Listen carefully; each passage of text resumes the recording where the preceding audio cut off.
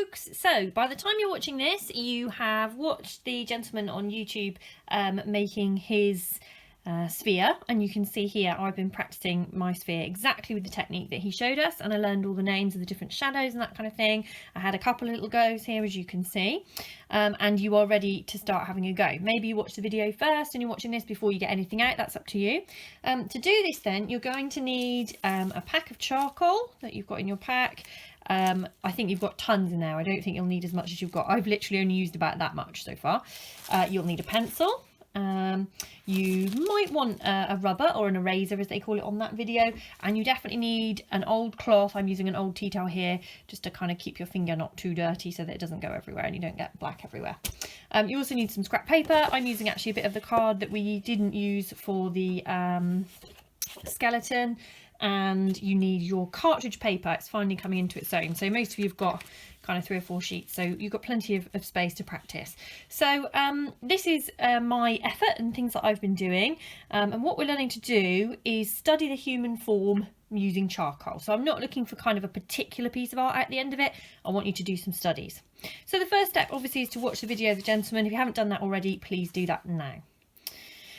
When you've done that, you'll have had a practice at creating this sphere, and this really reminded me of on the progression of skills document, when you get up to the year 5-6 handwriting and presentation section, there's some stuff about bubble writing and shadows and titles and that kind of thing. And being able to do this is a really similar skill. So it's about realising that you're imagining the light is coming from one place. So we're imagining the light is coming down here, and therefore the cast shadow is here. This is light and this is dark. So have a few goes at doing those spheres before you move on. I certainly did.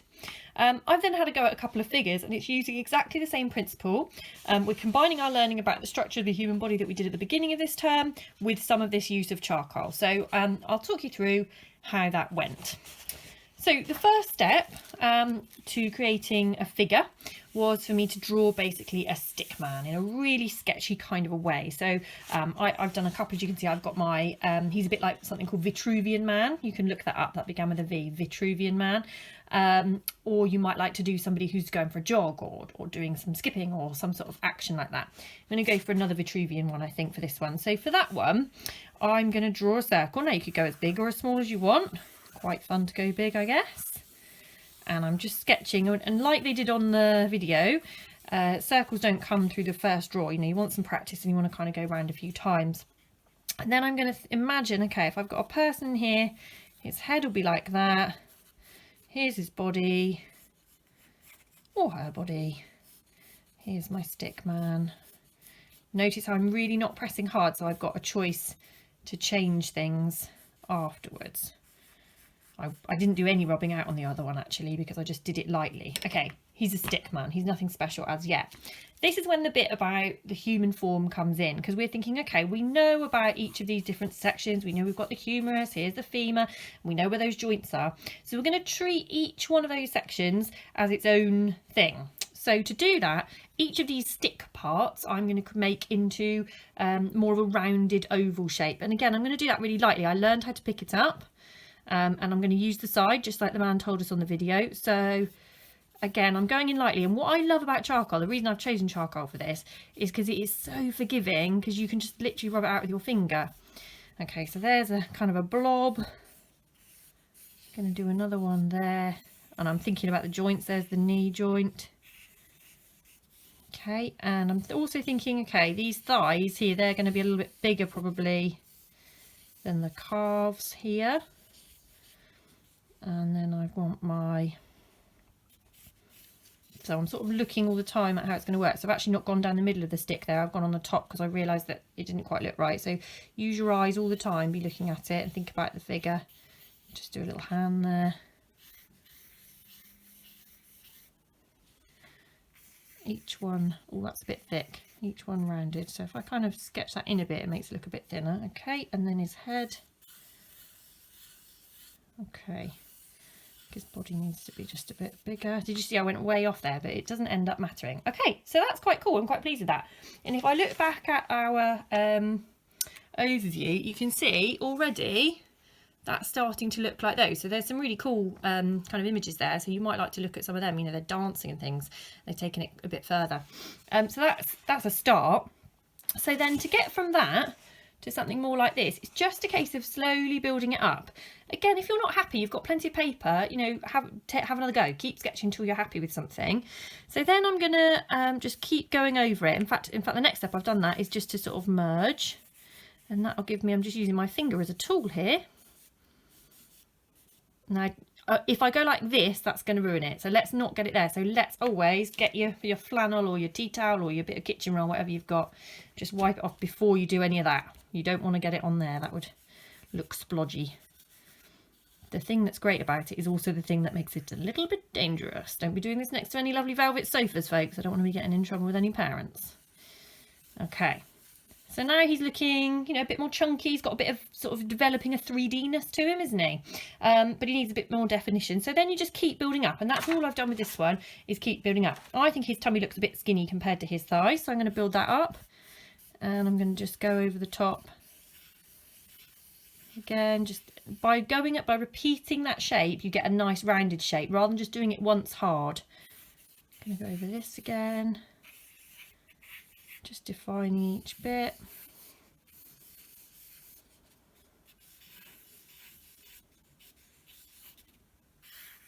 I can hear Ralph snoring in the background. I don't know whether you can hear that.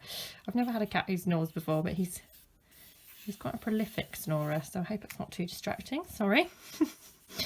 Okay, and we're going round again. Now you can see, especially on the tummy, because I'm just going around the outside, and you can see it on the face now, the outside is now darker than the inside. Can you see that? And that creates, like we did on the other video, that sort of lightness creates the 3D. It shows you that this is in the light and this is in the dark, and it makes it look more 3D. And that's what we're starting to do here. So it now looks like his tummy's protruding. He's put on a nice bit of lockdown weight, I think. Okay. Merging that all in, and then we really start to accentuate that. So now I'm going to make a decision about where the light's coming from, and actually you might be able to see on my picture there's a shadow of the stool I'm using to hold you up here. The light's coming from here, so I'm going to go with that. So that means I want elements of this side of his body to be lighter and this side to be darker, and we have to do that consistently. And this is what reminded me of that of doing kind of fonts and different writing when you're making titles, because it's the same principle if you're creating a shadow or you're making it 3D. So we want darker on this side. So this time I'm going to do the same. I'm going to go round. I'm going to just press a bit harder. Can you see on this side? I'm going to start making that a bit harder. I'm still going to head round here, but this is going to be a bit darker to show he's got some roundness to his tummy. Now here, be careful, because the light's coming from here, so there would be a shadow under his leg here. So we're going on the left hand side and under, left and under. Same here, left side and under, and then his foot, and here, and then left side. Remember, don't put it on the right, you'll start losing that form. And don't start making it straight. Keep going with those ovals as well. I found that really important. I did another one before this, and I started going too straight. I wasn't giving him enough blobbiness. He needs to be blobby. Keep that shape going. So underneath and left every time, underneath and left. So notice I'm not putting it here hard. I might go round a bit, but I'm same on his little hand, underneath. This one's tricky because it's kind of on the right, that bit. I think I'll just do a bit at the bottom and keep that shape going.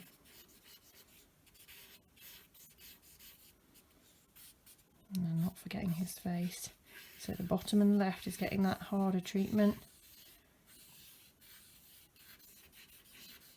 Okay, and then we're still going to go in and merge, making sure always, this is really important, I'll use my pencil so I can point to what I mean, we want a darker bit, a lighter bit, and then in the middle is where the lightest is, because things that protrude pick up more light.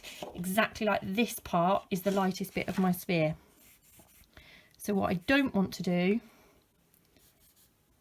is sort of merge the whole thing in so it's all one colour. We definitely want to keep that definition. And also, another tip, don't just go like that. Use the motion of the shape that you want. Can you see how I'm doing that? I've had a few goes at this, so please don't think, I mean, you know me guys, I'm no artist, but I'm actually really pleased with how these are coming out. But it's practice, it's all about practice as always. Keeping that motion going, see how I'm using it, so I'm stroking him, stroking his face. Okay, I feel like we've lost a bit of definition there, so I'm just going to put that back in. Okay, he's looking all right. He's quite a bit darker than my last guy. I don't know why that's happened, but he is. So then I'm going to go for one final kind of definition thing. So again, this bit is the bit I want really dark, and here, and here, and here, because they're the bits that are on the bottom and left, and then I'm not merging them in too much. Okay, now you've also got in there, not sure where I've put mine, oh there it is, my chalk. So you can, now I haven't done it yet, but you can then think about adding chalk. If you found that perhaps your finger was a bit splodgy, you can use chalk to highlight. So if I've put my darkness on the bottom left, then my chalk's going to go on the top right. Now what I did find with this is it does get a bit, it merges very quickly, so I would advise, see what's starting to happen now, I would advise against doing too much. And also I'm just going to use my scrap piece of paper to sort of clean that off a bit. So you put the highlight on, oops, put the highlighter on, and then don't do too much else to it, you know, that does the job. This bit here I think would be quite light because it's the top of his leg. I'm going to clean that off again on my spare bit of skeleton cardboard. Bit there, a little bit on the top of his arm, and then I want his face. And then I can just do a teeny bit of blending, but this is where it can become a bit of a grey mess. Okay, right, I'm going to give it a blow. I'm quite pleased with that. Now if you've got your rubber, it'd be good to just kind of go around and rub out any mess that you've made. And then you also, if you do fancy making it sort of Vitruvian Man-ish, I did think about maybe going around the outside. I might do that on this one to create the circle as well, but I mean that's entirely up to you. Now this is the principle, and the idea with this cartridge paper is not that we end up with one amazing piece of art at the end, although you know you might choose to do that, that's fine. What I'm hoping is that you'll end up with sort of lots of little studies of the human form, so you've really thought about sort of the dimensions of it. Oh, he looks like he's in one of those bubbles that you can go rolling in, doesn't he now? So you've really thought about the dimensions, and you've learned how to use charcoal. Those are the two things really. Make sure you're happy with how charcoal can work for you, and make sure you've thought about the human form and the kind of scale of it, and Vitruvian Man would help with that for sure. So there's one of mine, there's another of mine. If you want to do something more moving like that, brilliant. And also have a look back at your curriculum document and maybe try and create like some movement. These guys really look like they're moving, don't they? So any of those would be brilliant. And enjoy, that's the most important thing. I look forward to seeing some of what you get up to. Thanks guys, see you soon.